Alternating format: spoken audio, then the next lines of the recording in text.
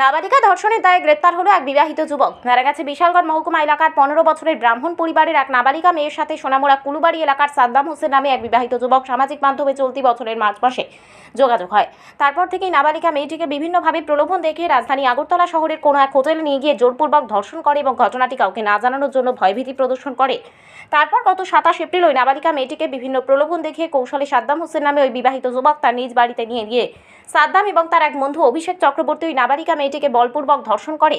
ওরে সেখান থেকে নাবালিকা মেয়েটি কোনো রকমে পালিয়ে এসে মঙ্গলবার সন্ধ্যায় বিশালগড় মহিলা থানায় অভিযুক্ত সাদ্দাম হোসেন এবং তার বন্ধু অভিষেক চক্রবর্তীর বিরুদ্ধে ধর্ষণের অভিযোগ এনে লিখিত আকারে মামলা দায়ের করে।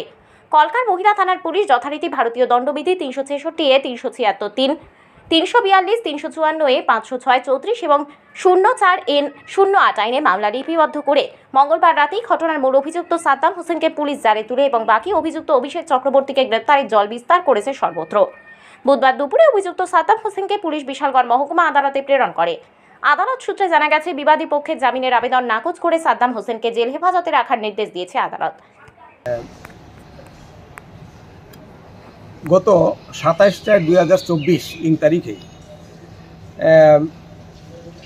বিশালগড়ের একজন মাইনর ভিকটিম, ওকে সোনামুড়ার দুইজন অ্যাকিউজড, একজনের নাম সাদ্দাম হোসেন আর একজনের নাম অভিষেক চক্রবর্তী, এই দুইজন ফেসবুক এবং ইনস্টাগ্রাম ইত্যাদির মাধ্যমে ওই ভিকটিমকে যোগাযোগ করে ভিকটিমের সাথে, এবং সেইভাবে করে অভিযোগ যে বিগত মার্চ মাস থেকেই ওই ভিকটিমকে তারা আগরতলা হোটেলে নেয় এবং সেখানে নিয়ে কয়েকবার ধর্ষণ করে এবং তাকে ভয়ভীতি প্রদর্শন করে। পরবর্তী সময়ে 27/4/2024 তারিখে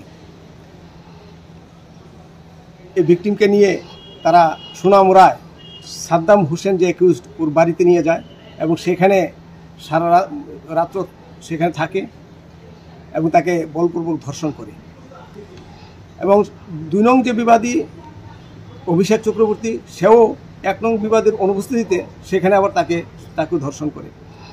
পরের দিন 28 তারিখ ও কোনো মতে পালিয়ে আসে বাড়িতে। 29 তারিখে ওর গার্ডিয়ান ওর হাঁটা চলা বা ইত্যাদি দেখে একটা সন্দেহ হয়। তারপর তাকে জিজ্ঞাসাবাদ করা হলে সে বলে যে আমার সঙ্গে এই ঘটনা তারা করেছে। পরবর্তী সময়ে পরের দিন 30 তারিখে বিশালগড় মহিলা থানায় লিখিত অভিযোগ দায়ের করা হয় অভিভাবকের পক্ষ থেকে, এবং তার ভিত্তিতে অ্যাকিউজ সাদ্দাম হোসেনকে বিশালগড় পিএস অ্যারেস্ট করে ওই 30 তারিখ, এবং আজকে প্রডিউস করে বিশালগড় স্পেশাল কোর্ট পক্সু সেই কোর্টে প্রডিউস করলে মাননীয় জাজ কেসের শুনানি হয়। এবং সেখানে আমি স্পেশাল পিপি পক্সু আমি অবজেকশন রেজ করি তার বেইলের উপর, এবং তাকে 14 দিনের জন্যে জেল হাজতে পাঠানো হয়।